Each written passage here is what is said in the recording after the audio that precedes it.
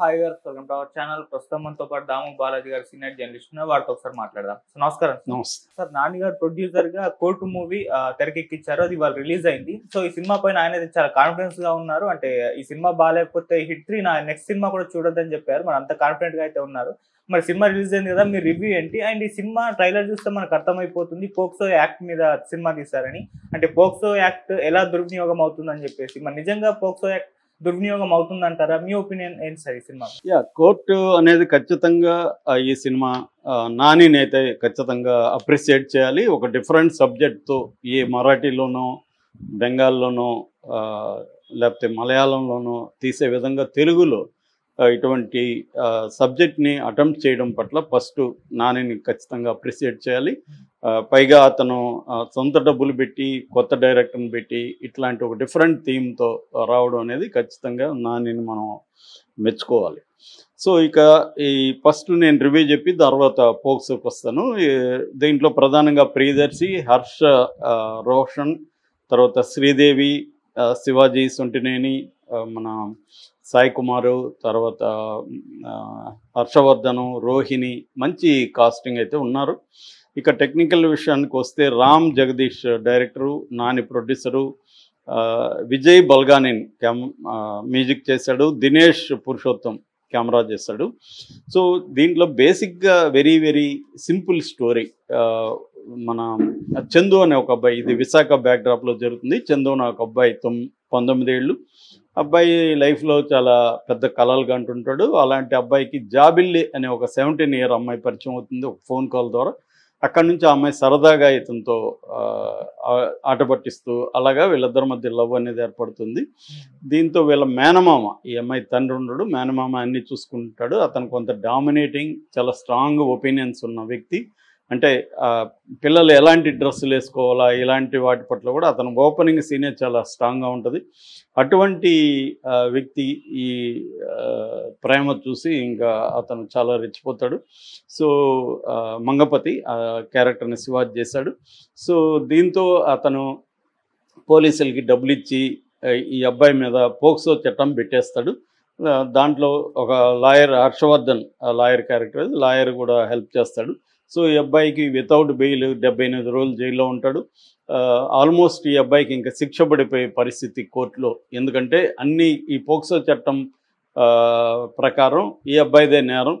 అమ్మాయి కాన్సెంట్ ఉన్నా కూడా, అంటే ఆ అమ్మాయి ఒప్పుకున్నా కూడా ఈ అబ్బాయి ఆ అమ్మాయితో సెక్స్ చేస్తుంటే ఈ అబ్బాయిదే నేరం అవుతుంది. పోక్సో చట్టం వెరీ డిఫికల్ట్ కాబట్టి ఈ అబ్బాయికి బెయిల్ కూడా రాదు. ఇంకా శిక్ష పడిపోయే క్రమంలో సూర్యతేజ్ అని ఈ సాయి కుమార్ సీనియర్ అడ్వకేట్ దగ్గర ఒక జూనియర్ ప్రియదర్శి చేశాడు. ఈ అబ్బాయి ఈ కేసుని టేకప్ చేస్తాడు. ఆల్మోస్ట్ ఇది హోప్లెస్ అనుకునే ఒక కేసుని అతను టేకప్ చేసి అతను ఎలా విన్ అయ్యాడు అనేది బేసిక్ లైన్. దీంట్లో ఫస్ట్ చెప్పుకోవాల్సింది ఈ కథని, ఈ పాయింట్ని, అంటే పోక్సో చట్టం చుట్టూ పోక్సో చట్టం ఎలా దుర్వినియోగం అవుతుంది, దీనివల్ల అబ్బాయిలు ఎలా బలవుతున్నారు అని చెప్పాలనుకున్నారు. అది పర్ఫెక్ట్గా చెప్పారు.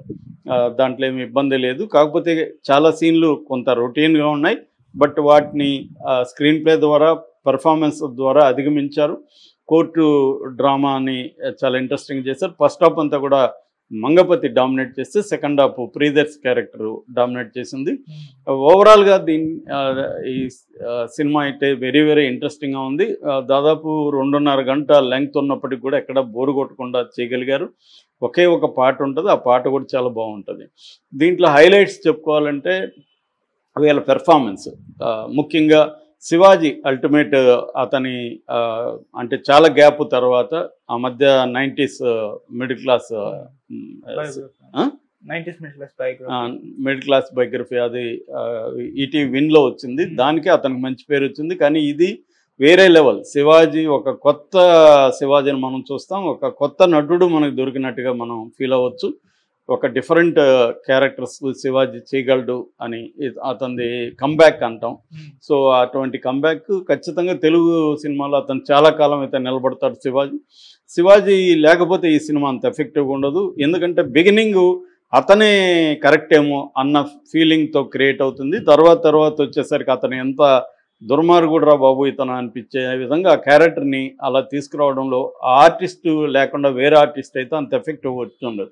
ఆ క్యారెక్టర్ డిజైన్ రైటింగ్ బాగుంది, దాన్ని శివాజీ వేరే లెవెల్కి తీసుకెళ్ళగలడు. చాలా గొప్పగా ఉంది శివాజీ పర్ఫార్మెన్స్.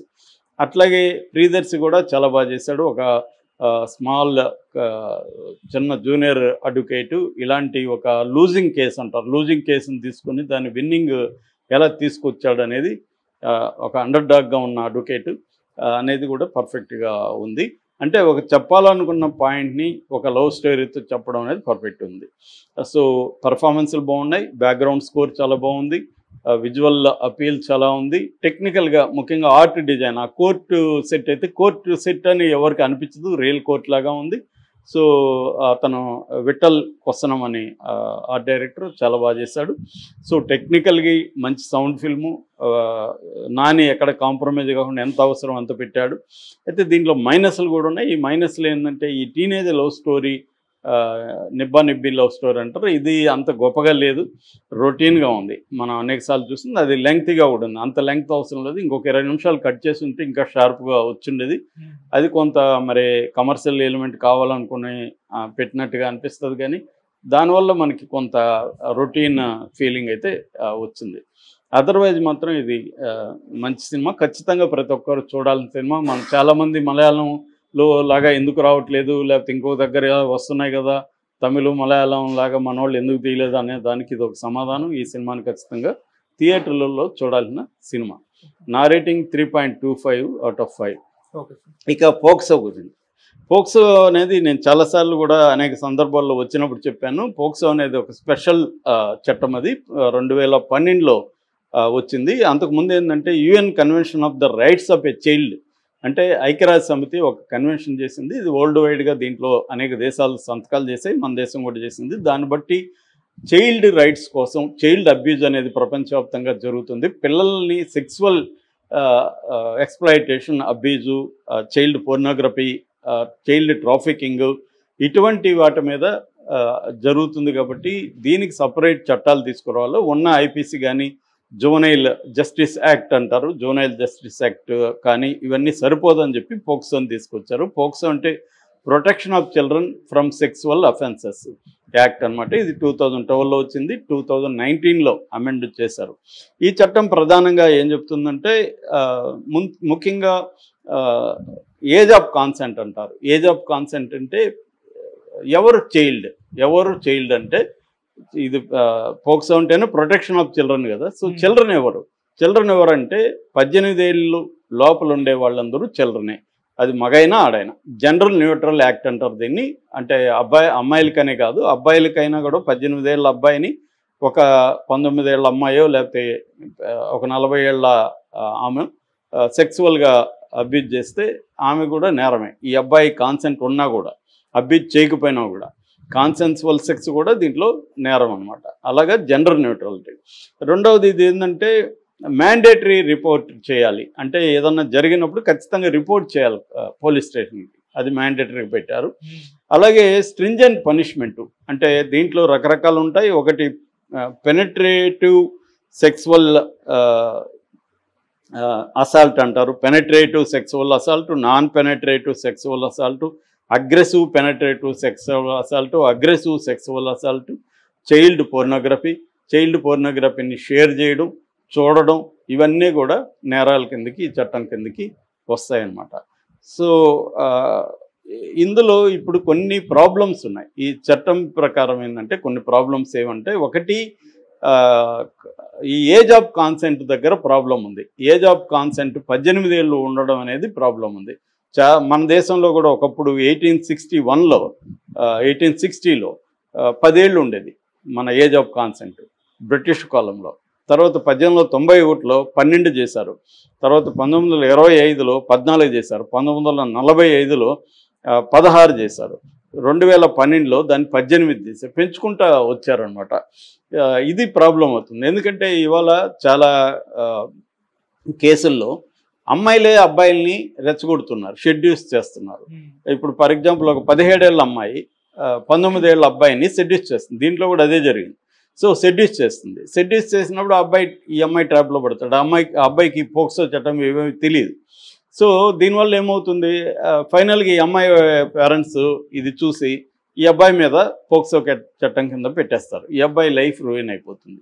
ఇది ఎక్కువ జరుగుతున్నాయి. దీనికి సంబంధించి ఢిల్లీ కోర్టు నవంబర్ 22లో నేను చెప్పినట్టే చెప్పింది, అభిజ్ జరుగుతోంది అంటే అబ్బాయిల్ని ఇది చేస్తున్నారని. అట్లాగే బాంబే హైకోర్టు 2023లో 17 ఏళ్ల అబ్బాయిని కాపాడడానికి ట్రై చేసింది. ఎందుకంటే టీనేజ్ రొమాన్స్ వేరు, అబ్యూజ్ వేరు. టీనేజ్ రొమాన్స్ అనేది నేరంగా ఈ చట్టం చూస్తుంది. ఇద్దరు టీనేజ్ అమ్మాయి అబ్బాయిలు ప్రేమించుకొని వాళ్ళు సెక్సువల్ రొమాంటిక్గా ఇన్వాల్వ్ అయితే అది నేరంగా ఈ చట్టం పరిగణిస్తుంది. ఇద్దరు అమ్మాయి ఫర్ ఎగ్జాంపుల్ అమ్మాయి 18 ఏళ్ళ లోపలే ఉంది, అబ్బాయి 18 ఏళ్ళ లోపలే ఉన్నారు అనుకున్నాం, ఇద్దరు మైనర్స్, ఇద్దరు మధ్య సెక్స్ ఉంటే ఎవరు బాధ్యత వహించాలి అన్నప్పుడు 99% అబ్బాయి మీదే నేరస్థంగా పెట్టేస్తున్నారు. ఇది అంటే అమ్మాయి విక్టిమ్, అబ్బాయి పెర్పెట్రేటర్ అనేది పెడుతున్నారు. సో ఫైనల్గా ఇది అబ్బాయిల్ని క్రిమినలైజేషన్ ఆఫ్ మేల్ చిల్డ్రన్, అబ్బాయిల్ని నేరస్తులుగా మార్చేసి వాళ్ళ లైఫ్ రూయిన్ అయిపోతుంది. అందుకని Bombay high court, Allahabad high court, Madras high court, Calcutta high court, Delhi high court, ఇలాగా అనేక హైకోర్టులు ఈ విషయం చెప్తున్నాయి. అమ్మాయిలే సెడ్యూస్ చేస్తున్నారు, అబ్బాయిలు దానికి రియాక్ట్ అవుతున్నారు, అబ్బాయిలకి పోక్సో చట్టం మీద వాళ్ళ స్కూల్లో కానీ ఎక్కడ చెప్పట్లేదు. సో ఇప్పుడు అబ్బాయిలు తెలియక అమ్మాయి కాన్సెంట్ చూపించింది కదా, ఇష్టం చూపించిందని అబ్బాయి రొమాన్స్లో ఇన్వాల్వ్ అవుతాడు. అది పేరెంట్స్ చూసి కేసు పెట్టేస్తున్నారు, అబ్బాయిల్ని క్రిమినల్గా మార్చేస్తున్నారు. అందువల్ల ఈ ఏజ్ ఆఫ్ కాన్సెంట్ని తగ్గించండి.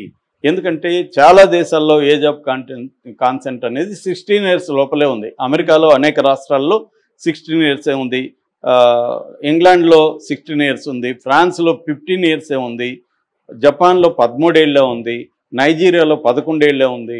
మన దేశంలోనే ఎక్కువ ఉంది. 18 ఏళ్ళు అనేది చాలా ఎక్కువ. ఇవాళ 18 ఏళ్ళ అమ్మాయిలు ఎంత ముదురులుగా ఉన్నారో మనం చూస్తున్నాం. సో అలాంటి ముదురులుగా ఉన్న వాళ్ళ అమ్మాయిలు వాళ్ళే రకరకాల కారణాలతో అబ్బాయిల్ని సెడ్యూస్ చేసి 19 ఏళ్ళ అబ్బాయిని కొన్ని నెలలే ఉంటుంది అనమాట.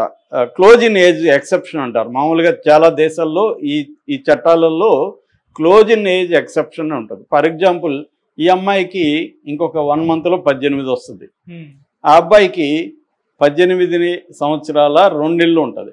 ఇప్పుడు వీళ్ళిద్దరి మధ్య అఫైర్ వస్తే అబ్బాయికి 10 ఏళ్ళు జైలు శిక్ష. ఇది ఘోరం కదా అనేది చాలామంది మాట్లాడుతున్నారు. దీని మీద రీసెర్చ్ చేశారు, అసలు ఎన్ని కేసులు ఉన్నాయి, దీని సంవత్సరానికి ఎన్ని పెడుతున్నారంటే సంవత్సరానికి 60,000 పోక్సో కేసులు రిజిస్టర్ అవుతున్నాయి ఇండియాలో. దీనికోసం సపరేట్ ఫాస్ట్ ట్రాక్ కోర్టులు పెట్టారు. అయినప్పటికీ కూడా 1,90,00,000 కేసులు పెండింగ్లో ఉన్నాయి పోక్సో కింద. సో సంవత్సరానికి 60,000లో దాదాపు 20% కేసులు అన్యాయంగా అబ్బాయిలను ఇరికిస్తున్నారు. అంటే 20% కేసుల్లో టీనేజ్ రొమాన్స్ ఉంది, అబ్యూజ్ లేదు. అమ్మాయిలను ఎవరు అబ్యూజ్ చేయట్లా, అమ్మాయిలు కూడా వాలంటరీగానే అబ్బాయిలతో రొమాన్స్ చేస్తున్నారు.